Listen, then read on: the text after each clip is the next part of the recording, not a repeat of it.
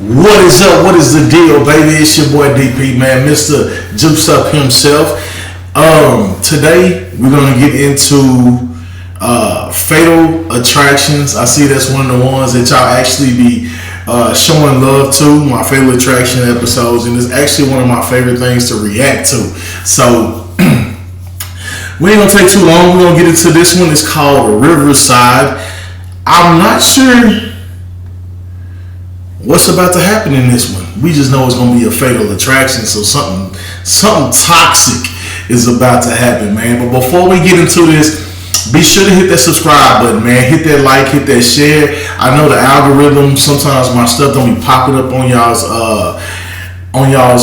thing. Y'all have to probably go to search, so hit that notification bell. I know YouTube just did an update, so they demonetizing and they start setting a new set of standards for content creators. So with that being said, man, y'all, from y'all perspective, y'all try to do whatever y'all can to help your boy out, man. Share, like, some things I'm gonna have to pull back on. I think they don't even want people showing blood or any type of violence or anything like that in anything. So I'm really curious if that's gonna go towards like TV shows and movies or not. But I guess I'm gonna find out, because Fatal Attraction clearly is gonna have something go on here. But until they actually strike me or tell me something, we're gonna react. So we're gonna get right into this, man. Fatal Attractions, Riverside. Something gonna happen at the Riverside. Let's go.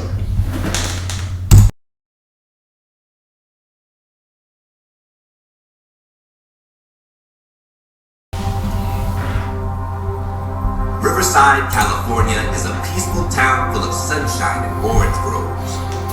Riverside, California, okay. Mediterranean climate and nearby JuicedUpReacts National Park make it a picturesque place to live. But not even the California countryside is immune to violence. In 2008, the search for a group of brutal killers would lead investigators from a quiet bedroom community to the last place anyone expected.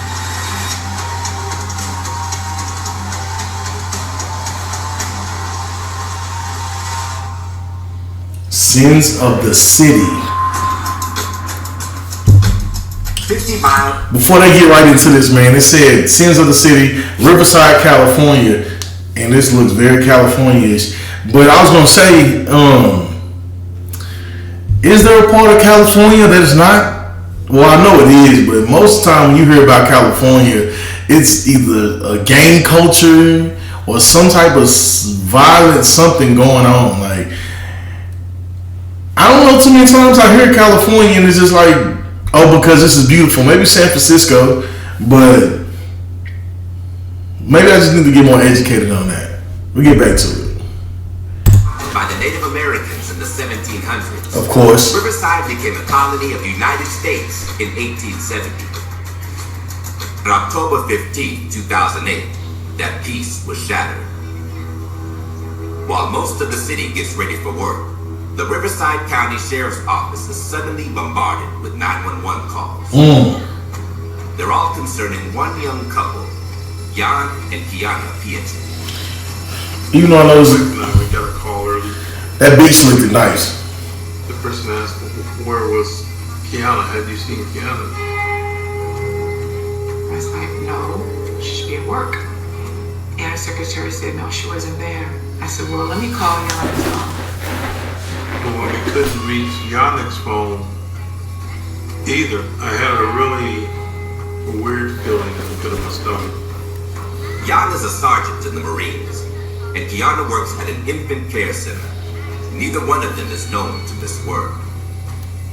Both were regarded as very responsible individuals, people who wouldn't miss work without calling in sick or calling in late. That is always a telltale sign, man.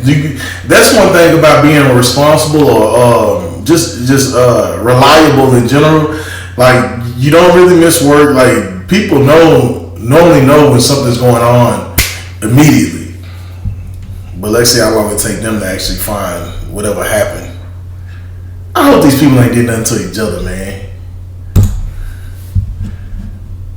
It was extraordinarily out of character for each of them, and both Sergeant Piaczak's supervisor and Kiana's supervisor both alerted the sheriff's department.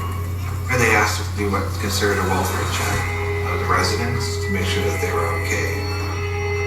We know there's a lot of serious calls coming out of that area. When the preliminary information came in, they gave us an address. That address was within 2 or 3 miles of the courthouse, so it didn't take us long to get there. Deputies arrived to find the Piaczak's front door left open. As soon as they step inside, they're struck by the smell of gasoline. But that's not all.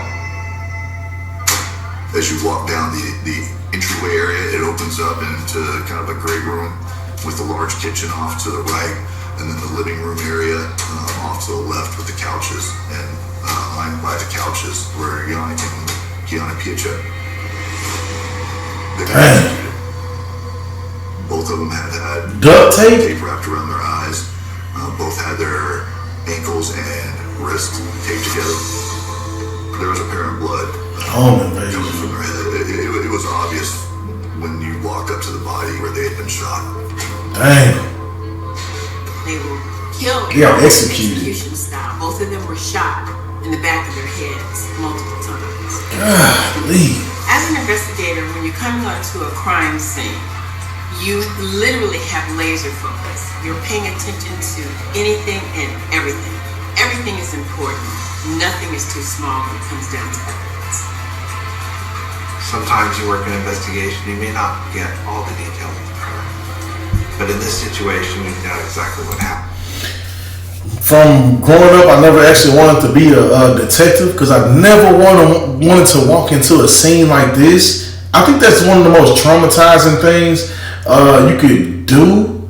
But at the same time, the people that are able to handle that and live day-to-day lives, man, you gotta go in there and play Inspector Gadget. I don't know if y'all know who that is, but these bodies are laying on this floor, and you have to immediately go in here and try to figure out what happened, how did this happen,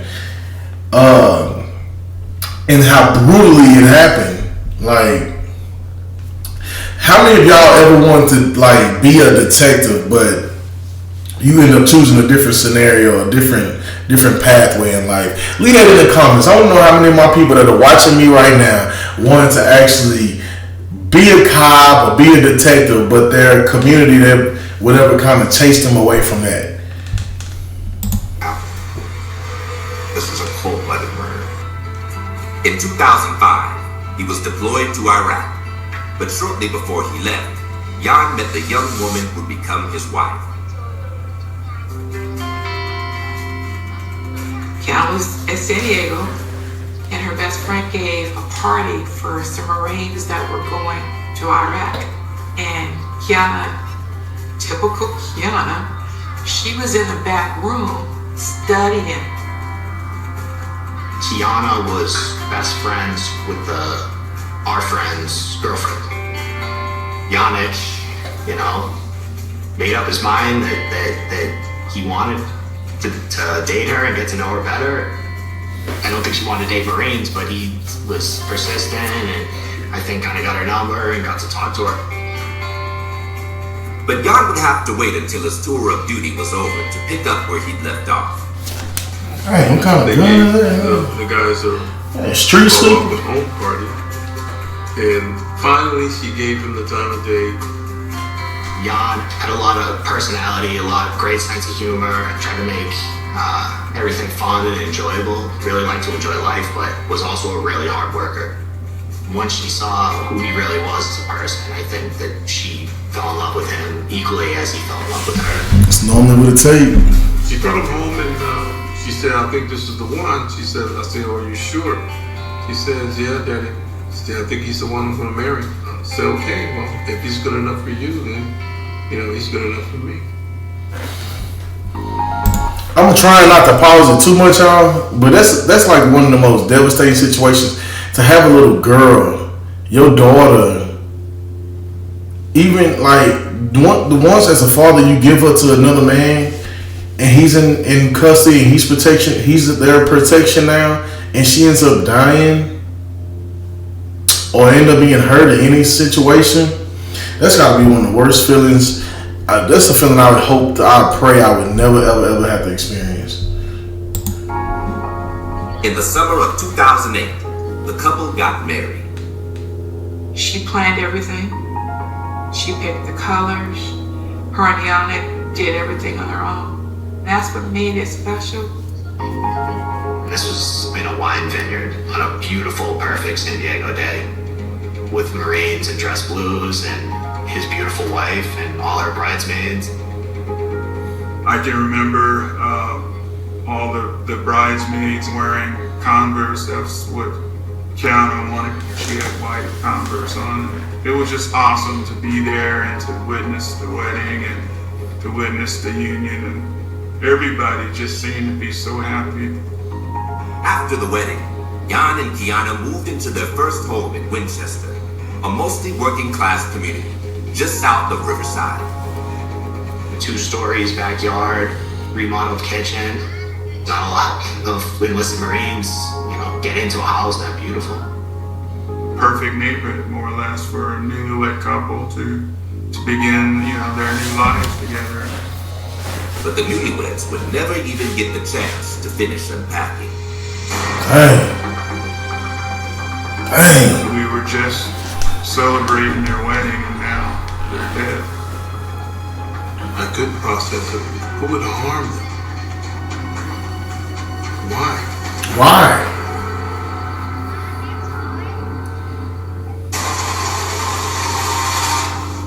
California, probably anything in California, gangs probably ran in there. Look, Los Angeles right up the street. 30 miles south of Riverside, California, is the quiet suburb of Winchester.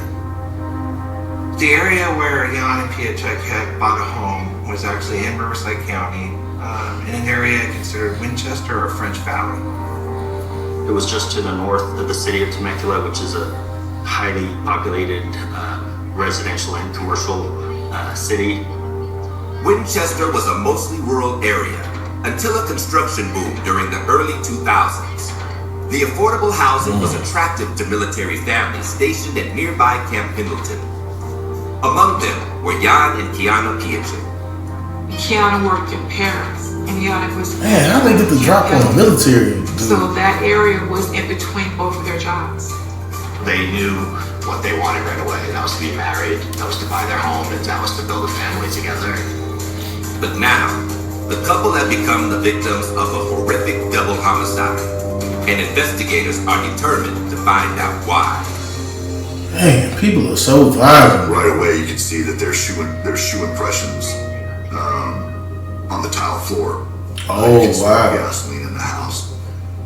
Our first impression walking in was whatever happened there, they were trying to destroy evidence by trying to catch the house on fire. It appeared that they tried using several methods, one being turning the gas to the oven on and leaving it on. Several small areas within the house that had been lit on fire, it didn't end up causing a large fire. At first glance, They say it didn't? Point toward a robbery gone wrong. I mean, clearly it didn't. But the home had been searched. They also emptied the contents of purses and opened wallets. However, the way Jan and Kiana were killed tells detectives there is much more to the story. Kiana and Jan Piaczek were shot 2 times in the head each. Man, that's military style. In my 18, 20 years of investigating, it's one of the more brutal crime scenes that I've ever seen. Jeez. Sergeant Piaczek. Kiana had been taken away to other areas of the residence, that she had been stripped.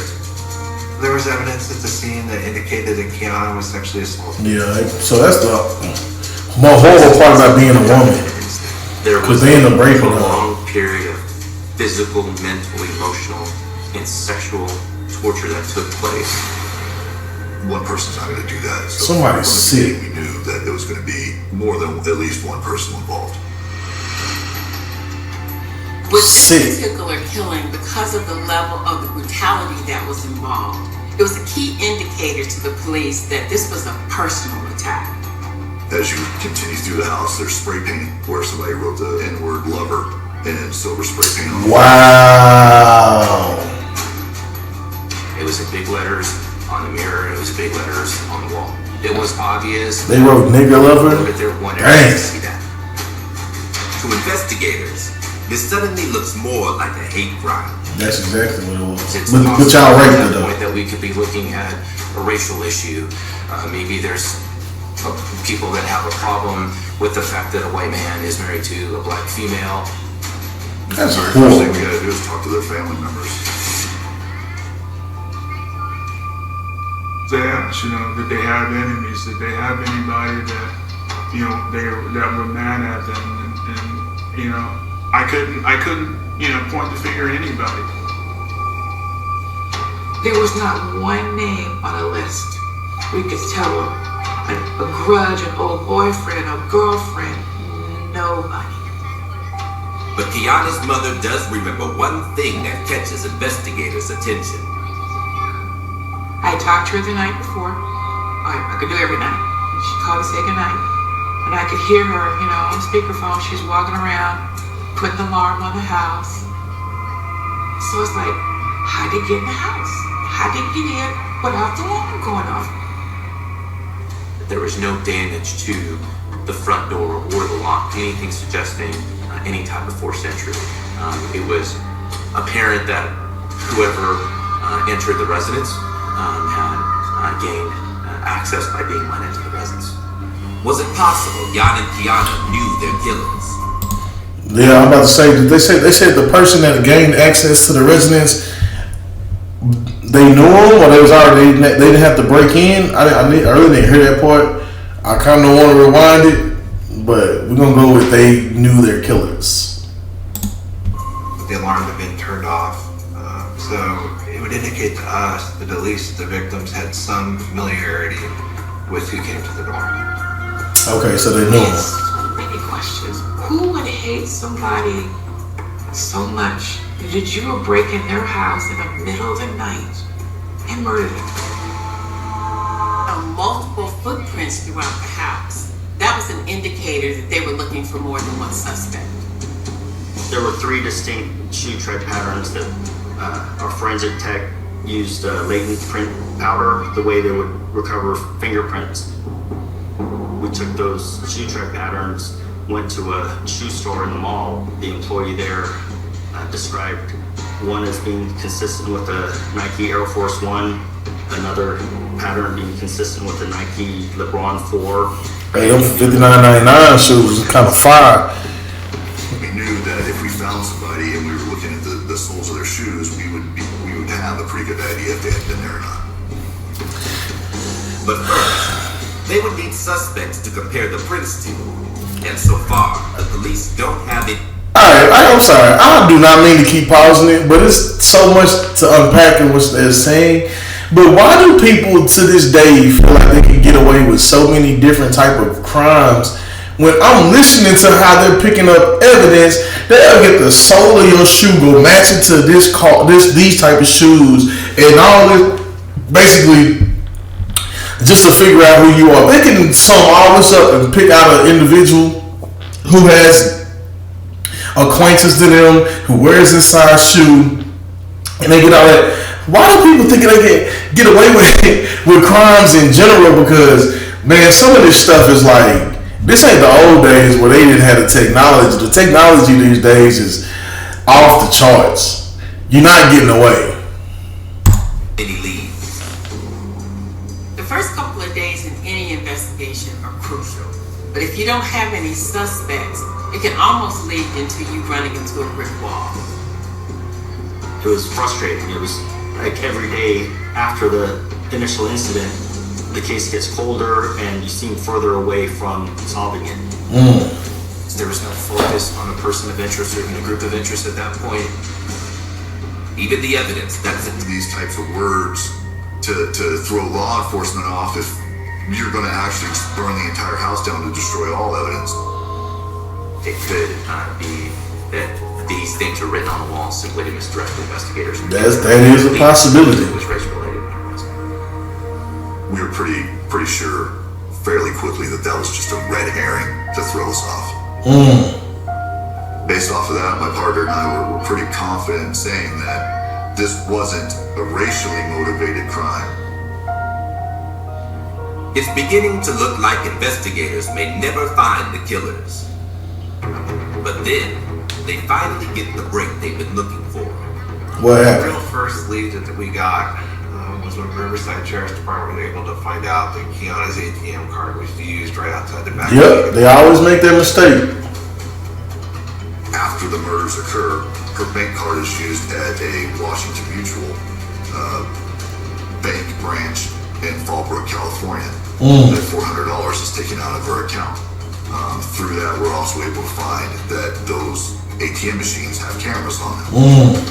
Detectives reviewed the camera footage, but unfortunately, the suspects have been careful to cover their tracks.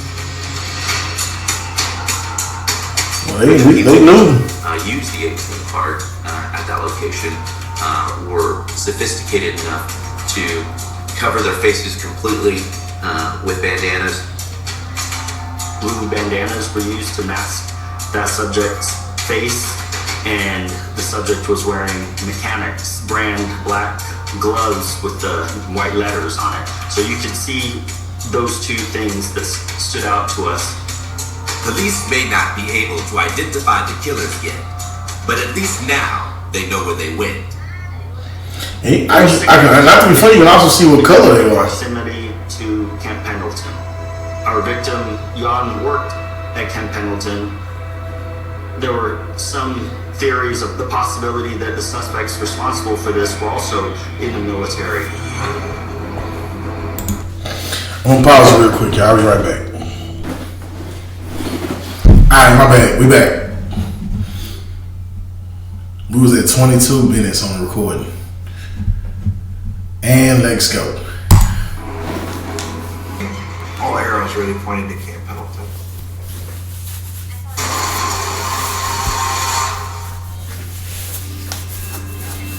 A week into the investigation, Marines may possibly be involved in this case. I mean, most people Man, that'd be military as horrible. a hero. Camp Pendleton is a Marine Corps base located 40 miles south of Winchester. It is the largest military facility in California, giving investigators more than 100,000 potential suspects to consider. Camp Pendleton truly is its own city. You have housing there where you have active duty military members that live there with their families. There are schools there. There's a grocery store called the Commissary. Once the information started coming out that there was potentially an angle that involved military service members, then obviously the Sheriff's Department had to reach out to NCIS for their cooperation in gaining access to base. A military base is a different jurisdiction, so the police would have to work with the military in regards to conducting any kind of investigation. So you gotta hope military personnel will tell on military personnel. Investigators start interviewing the Marines serving in Jan's unit. One of the things that we wanted to try and do is establish who had daily contact with Jan Piacek. In particular, who worked for him, who worked around him, who were his friends, and to determine if anybody had any kind of animus against Sergeant Piacek. The initial people that we talked to were like, we have no idea why this would happen. He was a hard-working Marine. But detectives soon discovered that Sergeant Piacek wasn't popular with all his troops. Of course not. Nobody always like you. Somebody will always hate. And I guess they didn't like it. He was restationed in Camp Pendleton at a training squadron. So this is a different environment than a mission-ready Marine Corps squadron. This is a training group. He went there to try to implement better Marine Corps culture with this group of Marines. And obviously they didn't appreciate it. And there was one Marine in particular who took issue with Jan's leadership style. We had another Marine come forward and tell us about a problem that had arisen with another Marine named Tyrone Miller. When we met with this Marine off base, Now, even with the eyes. the information about That looked like the eyes of the dude behind that bandana. that Sergeant P had made comments to Tyrone Miller that he was going to have a bad performance evaluation. It comes out that it was planning on blocking Miller's promotion. So this may have been a good motive as to why this murder happened. Tyrone Miller actually had made a statement after the murders were discovered that, I feel bad that Keon is dead, but I don't care that Sergeant P is dead. Now, why would you come out and say something like that? Actually angry enough to kill his commanding officer? Having discovered that Lance Corporal Miller had some animus against Sergeant Piatek, we decided to bring him to Camp Pendleton, to the NCIS headquarters. Investigator Wortman and I told him we were following up on the investigation of Sergeant P's murder and explained to him that this was a voluntary interview, that if he wanted to leave, he could. He said, no, this is no problem. I like Sergeant P. As we spoke to him, we started asking questions that what I would call alibi statements. What did you get you in that room? Ask anybody, where were you during this time? Were you in this particular area?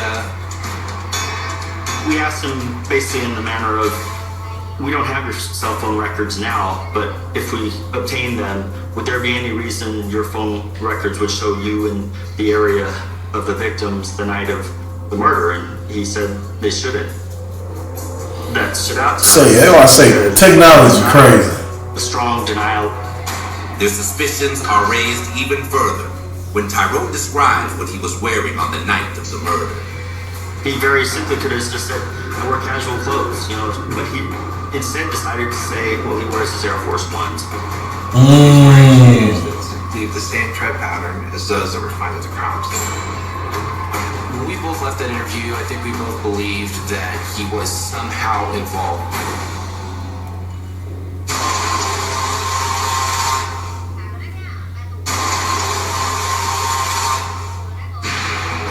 Because Jan and Kiana's murder involved Marines, the NCIS played a big role in the investigation. Homicide investigations can be difficult, and it's more complicated when there's more hurdles that you have to jump. You have to conduct an investigation differently when it involves any division of armed forces. Suddenly, there's certain procedures that have to be followed. I wouldn't have any jurisdiction. We all agreed that Did someone just jump? or said was suspicious. We thought there was enough to get over the probable cause hurdle to get a search warrant to look at him further. Say, man, that man look like he about 40. On October 29, 2008, investigators from Riverside County and the NCIS coordinate to search Miller's home on the base. At that time, we used a ram, opened the door, announcing that the police get down. As we turned the corner into the hallway, we noticed that Lance Corporal Miller had picked up his toddler and he was using his toddler as a shield. What? Down towards the back bedroom. Bruh.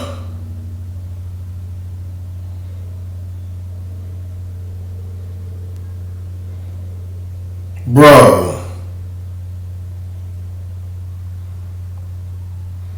This man was using his baby as a shield while they were pointing weapons at him. I would have took him to jail just for that.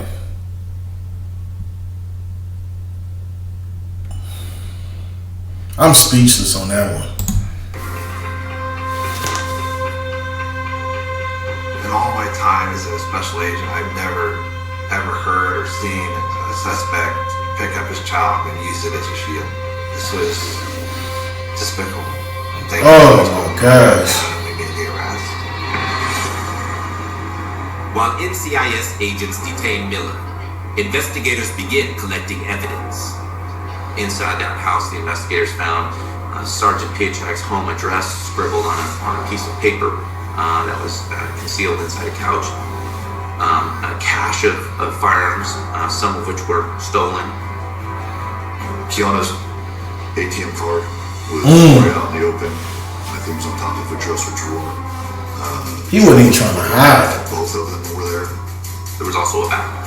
Inside of the backpack were the mechanics brand gloves that were visible on the ATM surveillance video, as well as blue bandanas. It was pointed out to me that there were expended casings that appeared to have blood on them. Boy, he had all the evidence in his spot. What they found, I think, cannot be described as anything other than a treasure trove of Yeah. Faced with that evidence, Tyrone Miller finally admits that he and some other Marines. How many days went by that he was sitting up there with all the evidence in his house? Anyone. He describes going to the house. He admits to hitting Sergeant P. He admits to that they taped him up. They overtook him, pointed guns at him. Corporal Miller really portrayed himself as just a person on the fringe of this crime. He was simply somebody that was standing by. Boy. He was just going there to beat up Sergeant P because he was angry at him because of the bad performance evaluations. You know, there was these other people that did the sexual assault. Miller claims his plan was already spiraling out of control. But then one of the other Marines decided to get rid of the sergeant for good. He identifies that the shooter was a person by the name of Emery John. Emery John was also a fellow Marine who had started out in Sergeant Paycheck's unit. He said Emery's John said Sergeant P was going to recognize their voices and that they had to kill him. Dang. And that Emery's John walked over to both of them and shot both victims in the head. But I thought they said they got shot in the back of the head. Investigators immediately bring John in for questioning. During that initial interview, Emery John steadfastly denied that he had anything to do with murder. Emery John couldn't comprehend how anybody could do this to someone like that. But the evidence found in his barracks tell a different story. His barracks room. We find his cell phone, and in his phone is the nickname Psycho. NCIS ran that phone number through their system, and we were able to identify Keyshawn Sykes. A search of Sykes' apartment. Dang, so a third person. Investigators also discover proof that this wasn't the first time this group of Marines committed a crime together. As we're going through the property that's being recovered from all the places that we're doing search warrants, we're able to link that to robberies that have been occurring other places. We found IDs, jewelry that did not belong to Jan or Kiana, an inordinate amount of jewelry, lots of weapons, others bonds and other people's names. We happened to found a crew that were doing other burglaries and robberies. We were able to put together a picture of how this group was terrorizing people that lived anywhere near Camp Pendleton and had been getting away with it for a long time. They were getting desensitized to what they were doing. John and Kiana were unfortunate enough to be one of the later. That's crazy. So you were calling at an earlier time when they first started doing it. It probably wouldn't have played out like that. On November 3rd, 2008, the Riverside County Sheriff's Department arrests all 4 Marines. Tyrone Miller, Emery John, Kevin Cox, and Keyshawn Sykes, all 4 of them were charged with capital murder.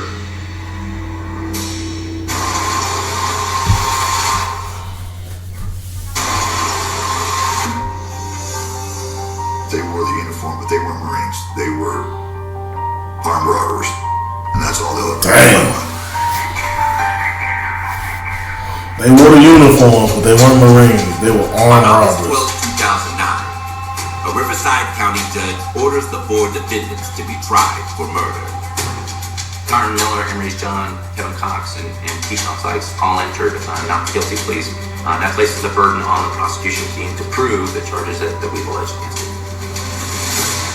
But before their trials can even begin, Keyshawn Sykes threatens to derail the proceeding. What? There was a time in Keyshawn Sykes' pre-trial litigation where he stood up and started talking incoherently and taking what appeared to be urine and spreading it across the courtroom. What? That forced the defense team to have him evaluated. What? The court has to decide whether that person is considered competent or not. The jury ended up finding that there was not enough evidence to believe that he was incompetent. Criminal proceedings were reinstated. The court decides to hold separate trials, one for John, Miller, and Cox, And one for the Psycho. On They finna put it out on the Psycho boy. The first trial gets underway at the Riverside Hall. Hey, was that 5 years went by? They bring them out in orange jumpsuit. It's a crazy experience to now be in the same room and this close to all these guys. Sit there in the courtroom and watch them smile and laugh and make jokes. It was funny to them. It was funny to us. In his statement to police, Tyrone Miller claimed Henry's John was responsible for the murders. But in their opening statement, prosecutors revealed they have a very different story from the other Marines. All the perpetrators indicated that it was Lance Corporal Miller who was in charge. It was Lance Corporal Miller who planned this terrible event. And it was under Lance Corporal Miller's direction that they did this deed. So the suspect said that John was the one who shot them, but they also said that it was Miller who gave the order. When the first bullet didn't kill Kiana, Miller ordered them to shoot her again. If it wasn't for him, they'd still be alive. Corporal Miller's quest for vengeance against Sergeant Piatek, it is truly tragic. They knew exactly what they did. To sit here and say it wasn't our intention, it was an accident or whatever. Yeah, they lying. That's not gonna fly. Kevin Cox also tries to minimize his involvement. Kevin Cox's defense team focused their arguments on the fact that Kevin Cox said he was a lookout and that he was not in the house at the time of all the worst things that happened. One of the attorneys said, well, while you were standing outside, how come you didn't call the police? How come you didn't try to stop it? It doesn't matter that Henry's John was the one that pulled the trigger. All four of those people sealed Kiana and Yannick's fate that night when they went to that door.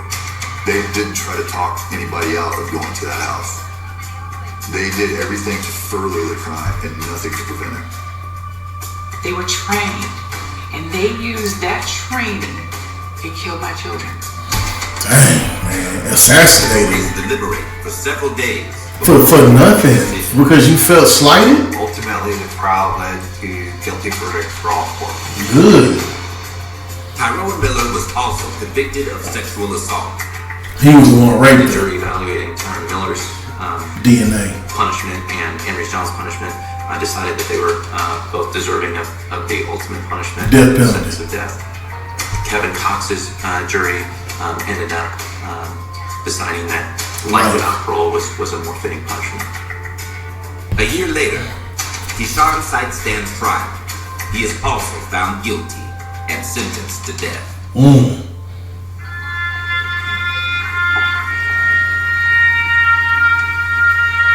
And what state was this in? Because, it's in California.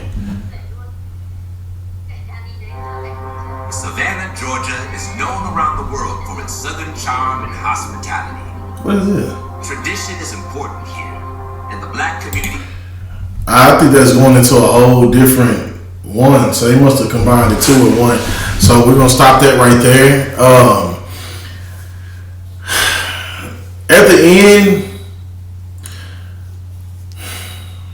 was justice served? Yeah, because these people got the death penalty and one of them got life without parole. But man, do you see how fast life can be taken from you for absolutely nothing that you know, that you're really not doing anything? Some people can just be literally jealous or think that you slighted them and you're really doing your job. That they will break into your home, rape your wife and kill you, assassinate you. Multiple people come in doing that. And my man come in there peeing on stuff, and man, these dudes was, and come to think of, these were the people that was in the military serving. These are the people that we would say they protect us.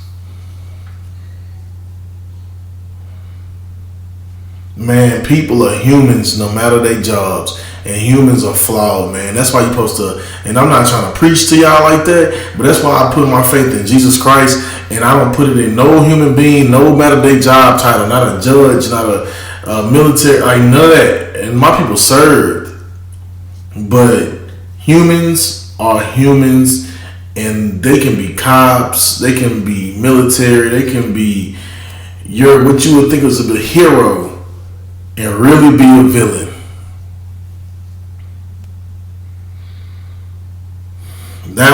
That one was crazy. At the end of the day, these people get the death penalty, man, but they took these people's lives. They took their girl life, and they didn't really go in detail. I'm kind of glad they didn't, but they didn't go in detail about how they, whoever just came in there and sexually assaulted that woman, man. That's just horrible. But I'm gonna check out the next one. I'll be posting this one first, though. I'll be getting at y'all really, really soon with the next video. Make sure you hit that like, comment, subscribe. Make sure you hashtag juiced up. Make sure you comment. Y'all know I love you, man. I'll see you next time. And make sure you stay juiced up.